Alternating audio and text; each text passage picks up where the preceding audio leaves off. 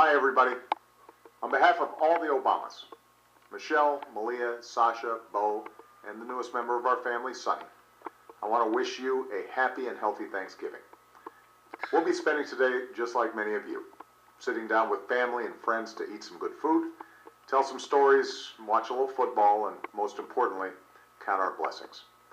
And as Americans, we have so much to be thankful for. We give thanks for the men and women who set sail for this land nearly 4 centuries ago, risking everything for the chance at a better life. And the people who are already here, our Native American brothers and sisters, for their generosity during that first Thanksgiving. We give thanks for the generations who followed. All right. People of all races and religions. Pause that. Oh, All right. All right. Okay. Well, brothers,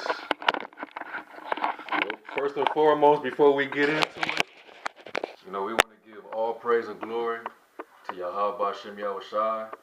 Double homage to the elders. A great millstone, and salute and salutation to all you brothers out there that's doing this work in sincerity and in truth. Shalawam. Basically, we on today's which the world would call so-called Thanksgiving. Which we in the know, we know what day this is. While everybody's out there, like your monkey boy Obama say, we gonna be here, eating some good food and watching some football, like everybody else. Well, if you a so-called Negro, Hispanic, and Native American, you shouldn't be partaking in that. Right. This is supposed to be a day of mourning for you. If you fall under the 12 tribes of Israel, because this day was set up by the so-called white man, which is the devil. This day was set up as a feast to mock you, the downfall of you so-called Negroes and Native Americans, man. That's right. So you Jakes out there, feasting to your own destruction, man. If can I say something right quick? Go ahead. A lot of y'all fail to realize that y'all may think only the natives went through this, but all the tribes go through this. Mm-hmm. And we're gonna bring out today in particular that not only did the Gadites, and the native tribes, Seminoles and all them go through this, but other tribes went through it as well. Yeah. Namely the 3 tribes that stayed over in Europe. Yep. As well. Y'all think, well, that's something that we got things to be thankful for. We got out of slavery. That ain't no excuse. Y'all still going through it. The curses went through all 12 of the tribes. That's right. Every tribe no tribe is exempt from none of these curses that the Most High put on us. And so basically we about to do just a little in-depth sit down, going into the origins of Thanksgiving, and share some, information that we found was interesting, that all, that would, Lord willing, edify for all the sincere brothers out there that want to learn and actually get to know, true history of what went down. Hey, man, if you got integrity, man, if you're sane, you would not be partaking in this so-called holiday, man. Yeah.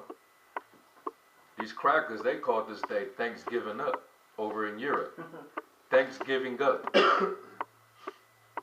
Now you extrapolate on that. Well, get into it. Get Ecclesiastes 7 real quick. Okay. Because we know, according to the origin of this so-called holiday, this day, that this was basically a day of bloodshed, a day of wickedness, man. Genocide, mass killings, a massacre, man, of your ancestors. So on this particular day, what should you be doing? Should you be feasting and having a good old jolly time, or should you be mourning for the onslaught of your ancestors? And like we said, it's not just the native tribes that went through this. It was all the tribes. All the tribes. That's right, man. Because as much as you want to say it was just the natives, but who was in this land with the natives that got pushed off? Mm-hmm. The so-called Hispanics, you know, the Mexicans and so on. They was here too. Yep. You know? Now get that in Ecclesiastes 7. Ecclesiastes 7:2 says, "It is better to go to the house of mourning than to go to the house of feasting." That's right. So the scripture said it is better to go to the house of mourning than to the house of feasting. Now, you know, everybody in the world right now, you know, that's either ignorant or they just being willfully wicked right now and don't want to accept it. They're out there putting, you know, cooking with sweet potato pies and putting their turkey, buttering up their turkeys and putting the pineapples on their ham and shit. That's what they out there doing right now. Cutting on the football game, playing music. That's a house of feasting right there. They having a good old time. That's a house of mirth right now. And they're doing this on a so-called day that the so-called white man acknowledged as a way of conquering you and getting victory over destroying you and taking your land from you. And made an actual holiday and feast out of it. Called it a holy day. And called it a holy day. It was holy for them to come and rape, rob, and murder you and take your land from you and oppress you. And to this day, now that they got you partaking in this so-called day, this is mockery, man. It's a straight up mockery to them. And you simple ass niggas and Native Americans, man, you destroy for a lack of knowledge, like the scriptures say, man. You don't even realize what you're partaking in. No, hold on, Salachya, bro. It's not that they don't realize. Everybody knows it's about the Indians. Right. You know, but they forget that. How come white people that came over here are running this country when the natives were here already? Right. Y'all, common sense will tell you that, but y'all willingly lack common sense because you don't want to think about how hard this situation really was, how bad it was, what they really did to the natives. Right. That was over here. Y'all don't want to, just like slavery, y'all don't want to remember slavery. Y'all don't remember how bad it was for the Negro slaves. You know, so you guys willingly are ignorant to remember this stuff. But everybody knows what really went down. You just don't want to, and that's why we shed light on it, for truth's sake. That's right. And basically, like going back into why our brother had the scripture, well, you had Gadites, you know, Native American Indians, since the 1970, they declared the so-called holiday Thanksgiving as the day of mourning. While everybody's out there feasting, the Gadites that actually know about this, they actually mourn on this day, you know. They remember what happened to their forefathers. You know, and if the camera can get it, matter of fact, you know, it's a little monument right here where basically it shows you that this day was on a day of starting since 1970, they declared it as a day of mourning. You know. And that's rightfully so, man.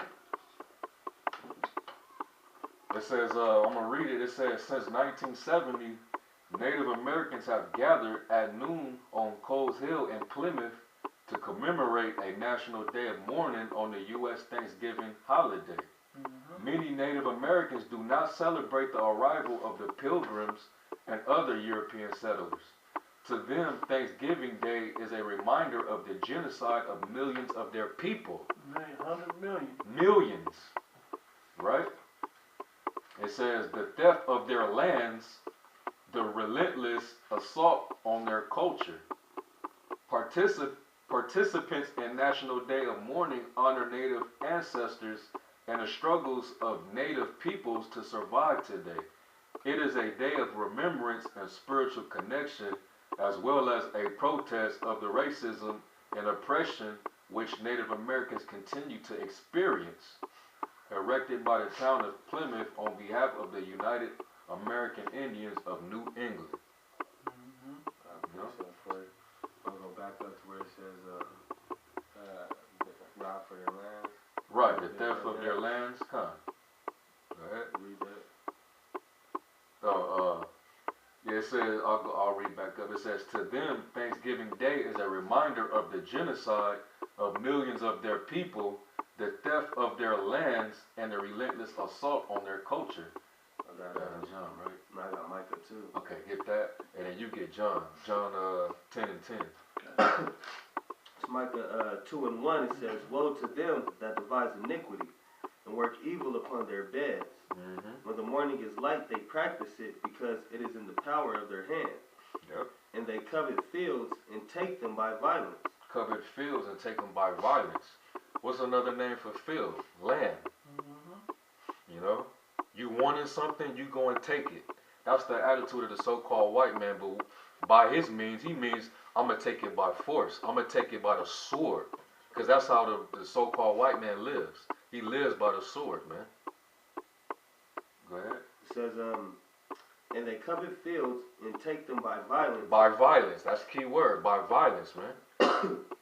Because he didn't come over here like they try to tell Thanksgiving singing Kumbaya and this land is your land, this land is my land. They didn't come over here like that. No, they came over like that. here with straight destruction in their minds. Yep. The natives, being compassionate as our people are, they came over and tried to help them out. Like, man, y'all ain't living right. Let me show y'all how to live out here so y'all can accomplish whatever and get the hell on.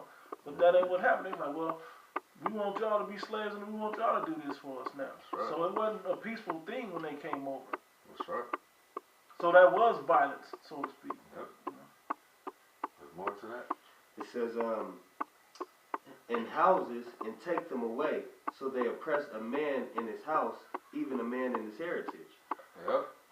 And that's exactly what it said. And that on that little monument right there, you know, relentless assault on their culture, you know, the day of remembrance and spiritual connection, as well as a protest of racism and oppression, which Native Americans continue to experience. Yeah, they still continue in that oppression, man. They still on reservations to this very day. Right. They still down in that. Well, we also understand because our people are under the curses. So you know that the Lord had that happen to our people, but you know our people recognize that they're still being oppressed by this devil, man. You know. Can I say something? Go ahead. It's a lot, bro. I just want to say real quick, like, yeah, of course, just like you so-called Negroes out there, there's a few of y'all that got rich, but we're all still in poverty the same way. Just like the natives. Yeah, some of them, the natives got rich off of that was on the reservations because they sold the reservations for these casinos and whatever. But the whole nation or all the whole tribes didn't come up. Nah. You know.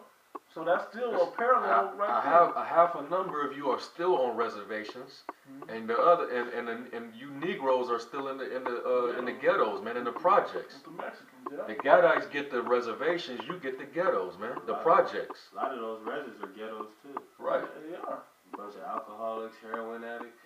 That's right, man. Same shit. What you call it? You said this it's a precept, same chapter, it's the 4th verse.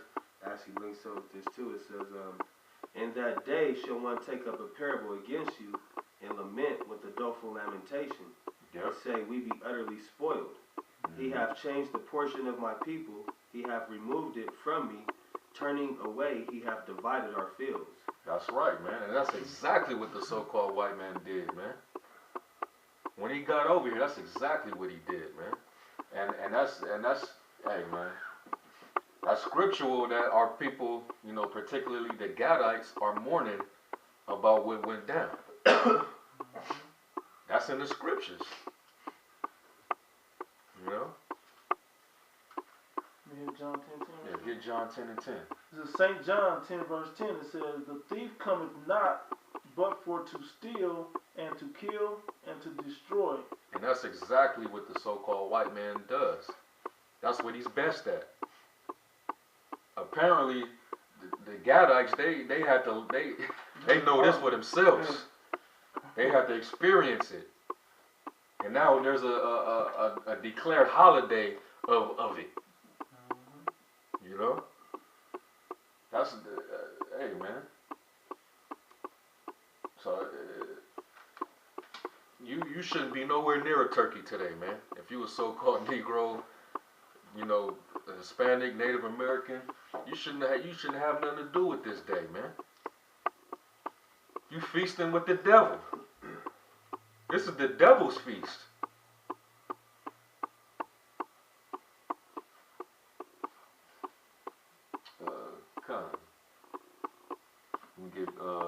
If y'all got any more, you know what I'm saying, y'all can bring it out. I can finish this article dealing with Gad. Now, let me get into it. You know, for brothers out there, you know, the article is you can look it up for yourself. It's www.informafrica.com. You know, basically it's just a news article based in Africa, and you know they have, you know, certain information that they put out there. You know, you can go to different other sites, Google it. You know, it should be up there. But this particular article, it had interesting information on it. So I thought it would be you know, good to shed light, you know, and bring out, you know, the meat. You know, it might have a little bones in there, but you know, you get the drift. I'm gonna start at the top. It says the real story or history of Thanksgiving Day celebration in the United States has nothing to do with religion, bountiful harvest, or being thankful to some God. This should only remind us that history is being twisted and tortured over and over to serve the purpose of the imperialists while brainwashing the thinking of new settlers in the country, or let's say the unaware Africans. Really, what they mean by that, well, what we know is Jake, not Africans, the Hamites, but they, and what they're trying to say is African Americans, which we know there's no such thing. That's why they call them unaware. That's why they say unaware. You know, but this is pertaining to you Israelites, you so-called Negroes, Hispanics, and natives. Now I'm gonna continue. It says, information gathered from the Pilgrim Hall Museum states that the historical event we know today as the first Thanksgiving, as a harvest festival held in 1621 by the Pilgrims and their Native American neighbors and allies, it has acquired significance beyond the bare historical facts. Thanksgiving has become a much broader symbol for the entirety of the American experience. It's like, and to tie it back in to what Obama said. Yep. He went and said, "Oh, we also thank our natives that were here before us. You know, every man that came over here, as well as those that was already here. That were already here. We give thanks to you today." Well, what kind of thanks is that? Right. We gonna put a gun in your mouth and pull the trigger and then say thanks. That's not a real thanks. You know, like.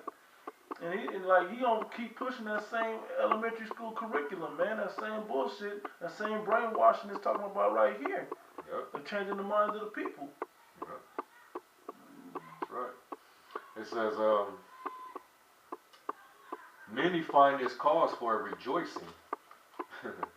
That's why the scripture said it's better to go to the house of mourning than the house of mirth. What's another word for mirth? Mirth is joy. You know? It said better to go to the house of mourning than feasting. Also. Right. And then in verse 4 it said the heart of the wise is in the house of mourning. Yeah. But the heart of fools is in the house of mirth. Let me read. Sorry. Right. Two all the way down. Come on, read that down.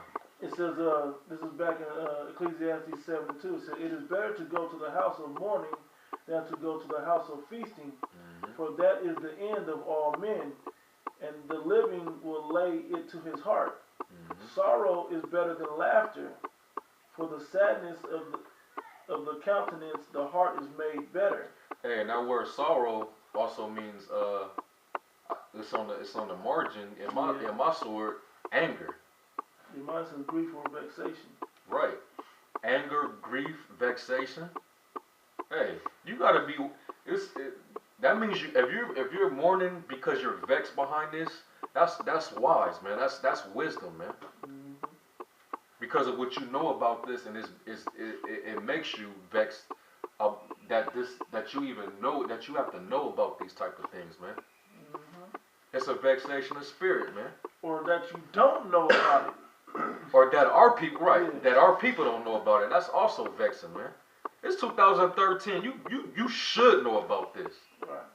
Now we already know that the so-called white man, the devil, he got in your curriculum in the schools that your children can't learn about this type of things. Mm-hmm. So he rather put his twist to it and lie to your children about this, man.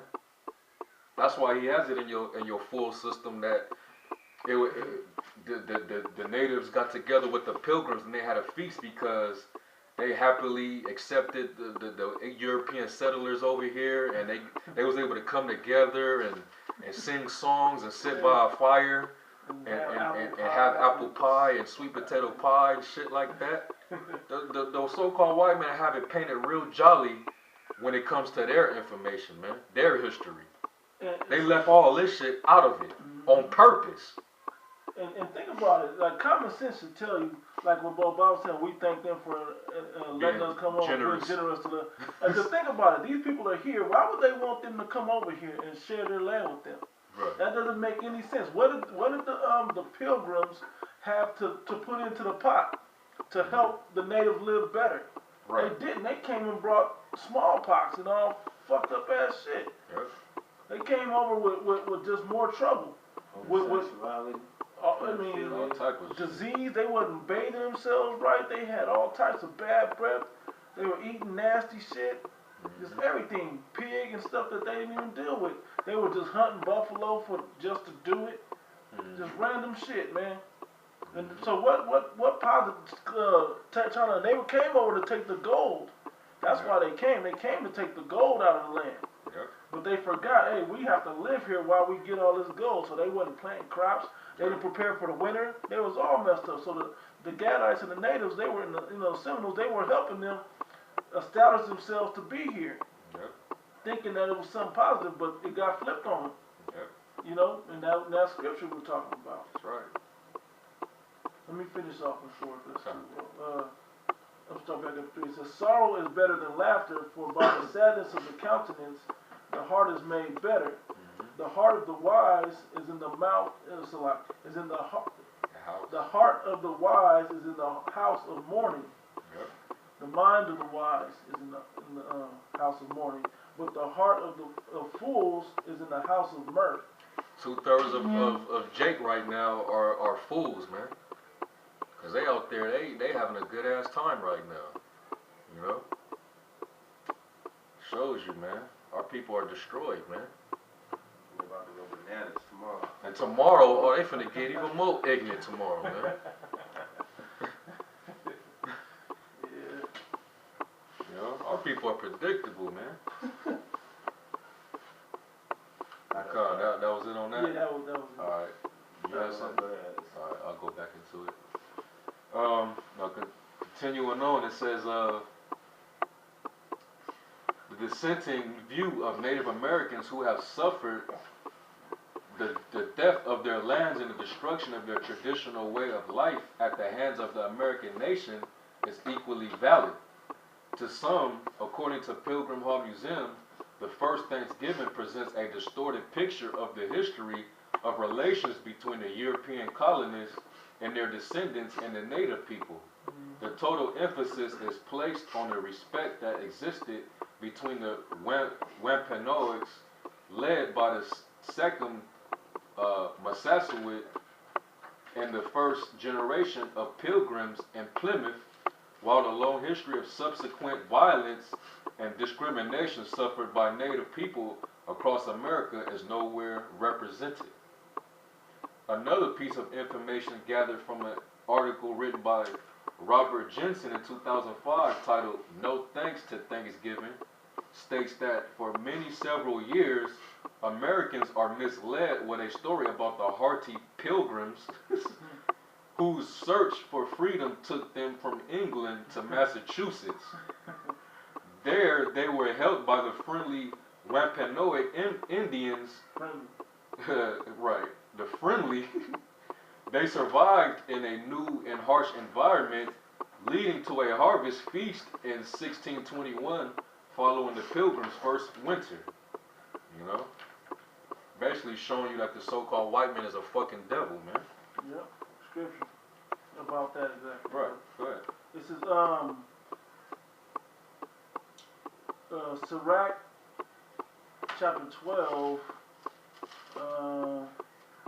I'll start at 8. It says, a friend cannot be known in prosperity, and an enemy cannot be hidden in adversity. Man. In the prosperity of a man, enemies will be grieved, but in his adversity, even a friend will depart. You know, and I'm starting to read this because that's exactly what the white man did. And as it goes further, it'll show you exactly what this so-called white man did. It says, never trust thine enemy, for like as iron rusted, so is his wickedness. Though he humble himself. Now, when they got off them boats, they were humble, because I'm sure natives was like, what y'all want? Like, had arrows ready, like, what y'all want, you know? And he was like, though he humble himself and go crouching, yet take good heed and beware of him. And thou shalt be unto him as if thou hast wiped a looking glass. And thou shalt know that his rust had not been altogether wiped away. Here's the point that I read it for. Set him not by thee. And that's exactly what they're saying that they say happened. Like those generous and friendly natives invited them in to come on. Read that part again if you don't mind, bro. It said, for many several years, Americans are misled with a story about the hardy pilgrims whose search for freedom took them from England to Massachusetts. There they were helped by the friendly Wampanoag Indians. They survived in a new and harsh environment, leading to a harvest feast in 1621 following the Pilgrims' first winter. You know? Right, so it says, back in Sirach 12 and 12, it says, set him not by thee. Don't be friendly with your enemy. Don't be friendly with the white man. And this actually proves when you know the outcome of the story, of the history really, this is exactly what happened, you know, or how they paint what happened. You know, it says, set him not by thee, lest when he have overthrown thee, he stand up in thy place. Who's standing up in America instead of the natives controlling this land? The same ones that they say was friendly when they came over here. They didn't so nice and friendly that he took your spot. Yep. And now he's known for this land, not you natives no more. Yep. Or not us natives, right? It says, neither let him sit at thy right hand, lest he seek to take thy seat. And and that's exactly what he did. Yeah. He took your seat, man. He snatched that chair from underneath you, and he sat in it, man. You know? So, matter of fact, he pistol whipped your ass, shot you up, took you off the seat, and then sat in it. It says, neither let him sit at thy right hand, lest he seek to take thy seat. And thou at the last remember my words, and be pricked therewith. Who will pity a charmer that is bitten with the serpent, or any such as come near wild beasts? So you shouldn't have trusted this white man when he first came over here anyway. That's and I don't think everyone did. I think there probably were some friendlies, but I think they came over, like he said, pistol whipping off the top. When you should have pushed out to sea and held them back on the sea. Really. But you know, it's what it is now. And now go to 15 too. Yeah, go to verse 15. Yeah. 15 says,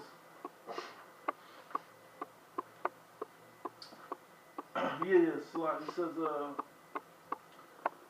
Sirach 12 and 15 says, for a while he will abide with thee, But if thou begin to fall, he will not tarry. An enemy,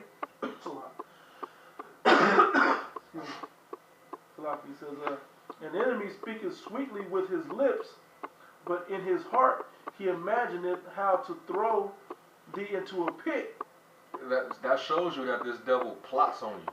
While he coming to you and giving you the illusion that he's a nice, humble, gentle person and he wants to do good, in his mind, he's plotting on you. He's thinking of a way how I'm gonna throw you into a pit. How am I gonna overtake these people? You know? How could we you know? How can we spoil them? How could we spoil them? How can In we the get most what violent, they got? vile manner, though. How can we get what they, how are they gonna give us all this beautiful land and all this harvest that they done worked centuries to get? And be all right with it? Well, somebody smart said, well, they're never gonna let that happen.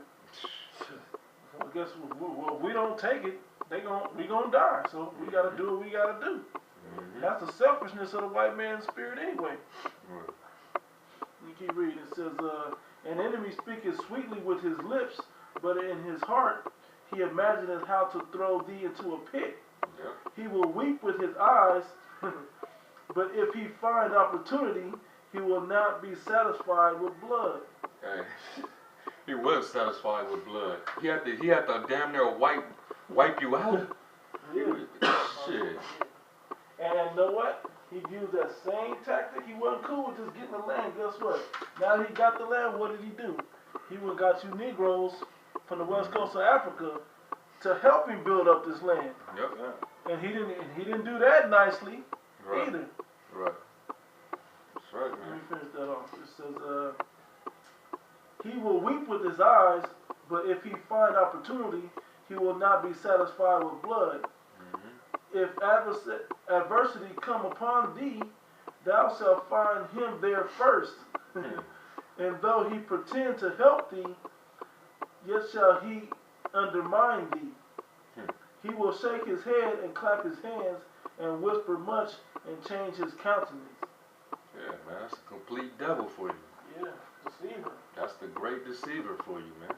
Satan, Shaitan.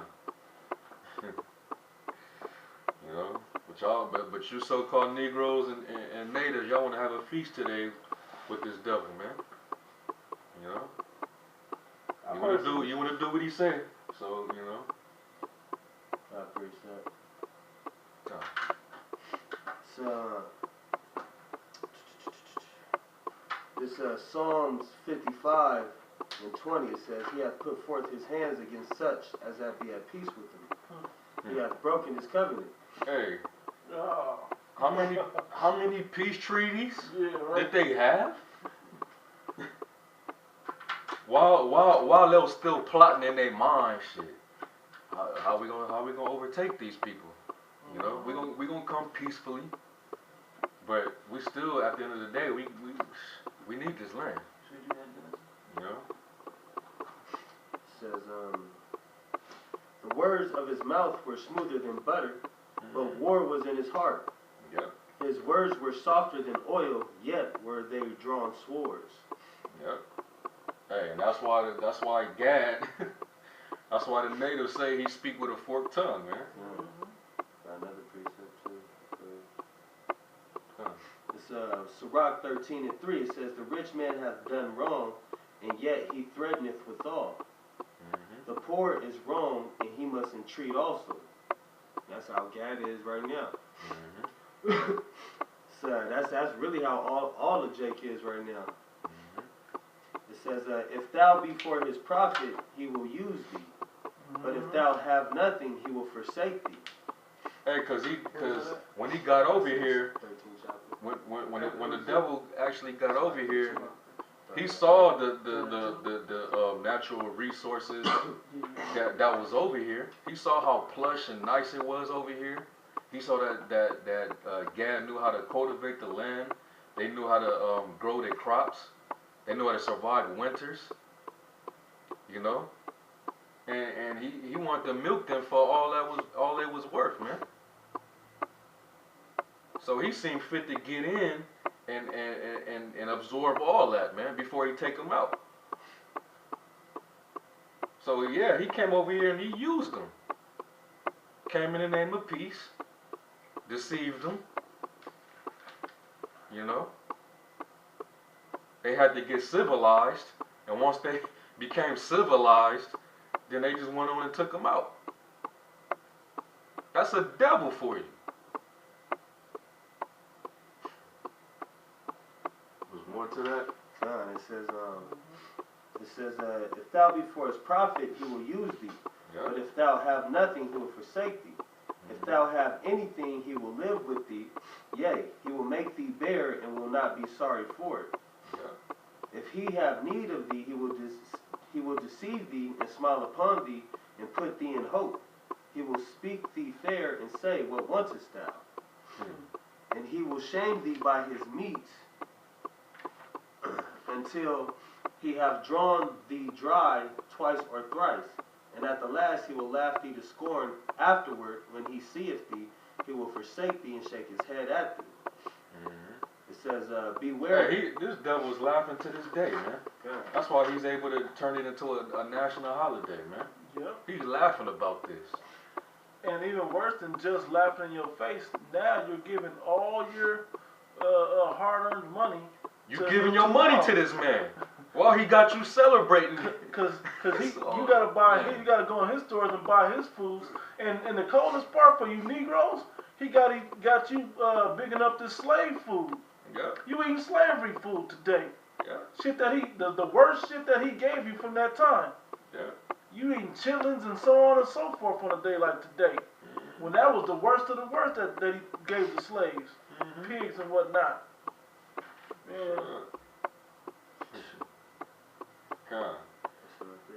Alright, let me get back into the article. It says, many agree some aspects of this conventional story are true, but it's also true that around 1637, Massachusetts Governor John Winthrop proclaimed a Thanksgiving for the successful massacre of hundreds of Pequot Indian men, women, and children, part of the long and bloody process of opening up additional land to the English invaders.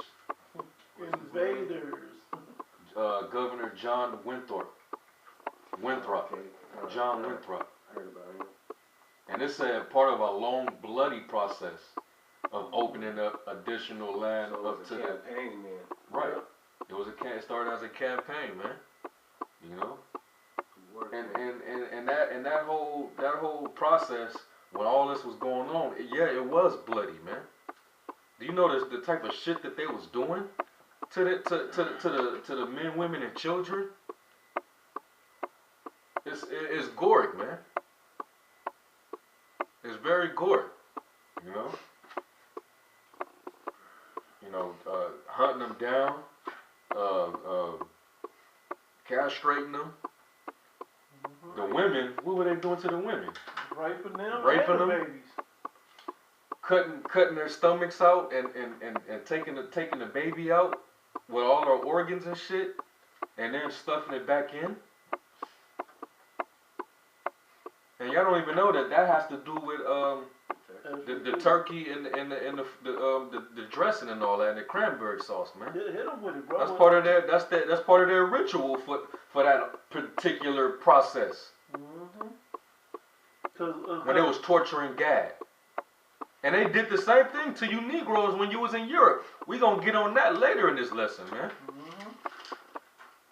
Let me say, just to break it down directly, the turkey was symbolic of the Native American Indian because of the feathers on the turkey. The cranberry was the bloodshed of killing the natives.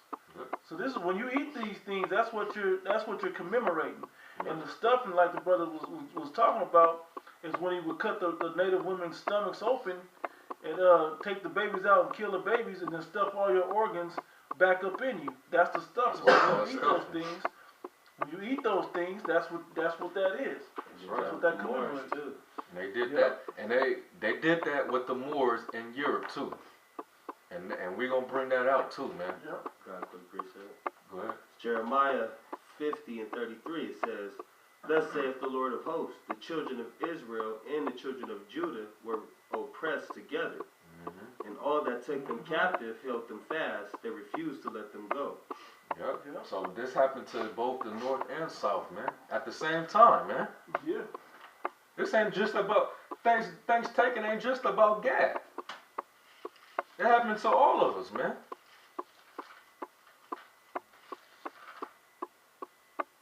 Get Hosea 13 and 16 real quick, because that's also probably the way they tortured our women.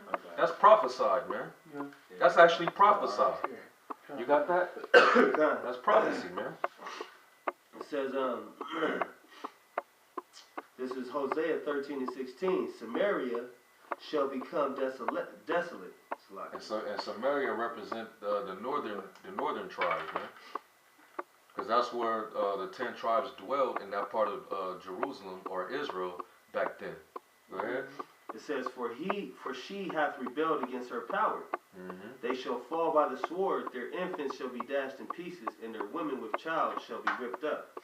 That's prophecy, man. Your children was gonna get dashed because they would take the baby out and they would dash them. They would just fling them on the ground like they throwing a pebble against a brick. Crack the baby head open, man. You know? And it only happened to you Negroes in slavery. That happened to the natives before you. Why do you think the tactics, they used these tactics previously? That's why they knew they worked. Yep. Because they just used it on your brother. That's right, man. So to you so-called Negroes and natives and Hispanics, you know, you Israelites, man, just think about this while you eating that food, man. Think about it. If you got a conscience, think about it, man. And let me say, because I know the mind state of a lot of, call all of y'all, Mexican niggas, Spic niggas, Indian niggas, and black niggas, all of y'all, a lot of y'all easy way out of dealing with this, say, well, it didn't happen to me, but guess what? In this Bible is reincarnation, and it did happen to you. That's right. It happened to you directly. Yep. So that was your mom that you saw getting raped and getting her stomach cut open with your little sister, your little brother in there getting stomped out and dashed to pieces. That was your dad that you saw hung and castrated, whether it be on a tree, you know, in slavery, or shot down by a Gatling gun. Right. Either way, they did that to all of us, and yeah, you directly. There's no escaping this. That's right. You should feel this in your spirit. It's that fucked up. You should feel it in your spirit. You should be mourning over this. This is you and your family. Your children back then, your parents and grandparents before that. How you feel about your family today? You happy gathering up with them, eating this food within the day and being thankful for that? Well, be thankful that, you know, that we children of the Most High, and He's showing you this stuff now. That He's really bringing your pure minds back by way of remembrance. That's right. Stirring you up that way. That's right. So don't look at this as we just, oh, y'all the bearers of bad news, y'all. Nah, this ain't about that. It's about letting you know who's who and why. Because the truth, Salachya, I had it, bro. Well, I'll just roughly paraphrase it. It's John, the 8th chapter said the truth will make you free. And that's what this is about, freeing your mind from the fucking deception and lies that this white man's been putting on you your whole life for generations. That's right. Alright, that was it. I can go back into it. Yeah. Okay, come. It says, the pattern repeated itself across the continent until between 95 and 99% of American Indians had been exterminated, and the rest were left to assimilate into white society or die off on reservations out of the view of polite society, you know? So, yeah, they tried to exterminate Gad, man. Utterly exterminate him. Pure genocide. But the Most High had it to where they couldn't kill off all of Gad because prophecy, man. Get Genesis 49 real quick. Yeah. Because at the end of the day, Gad is going to come back, man. The Most High is stirring up their pure minds by remembrance. A lot of the Gadites, they know about this, man. They want to get you fucking devils back for this shit, man. And the Lord is actually going to put that spirit on them in that day. Hey, Salachya, if any tribe is ready to get Esau back, it's Gad. Yeah. You go to San Diego, you go to a lot of the reservations where they have a lot of the casinos, and you'll hear a lot of stories about Gad running up on Edomite tourists or the little Edomite people visiting the casinos on their way up there, guns drawn and everything. Don't feel no remorse for it. Yeah, not at all. Why should that? That ain't them waiting on Yahweh Shai to do it, or the Most High's time to do it, but at least they in the right spirit. You know, like they ain't being deceived that like they friends or something, like, oh, we're cool, you know, nice white people out there. That's bullshit, man. There's no nice Edomites. Let me rephrase that. There is no nice Edomites. They all got the spirit of the devil within them, and Shaitan within them. Let me get that, Genesis. Genesis 49 and 19 says, Gad, a troop shall overcome him. And, right. You know, and that's what happened, man, by the Calvaries, man. They got taken down by Esau, man. Can I get this quick precept over Go here ahead. real quick? It's in Genesis 27 and 40. It says, this is Isaac talking to Esau. It says, and by the sword shalt thou live, and shalt serve thy brother, and it shall come to pass when thou shalt have dominion, that thou shalt break his yoke from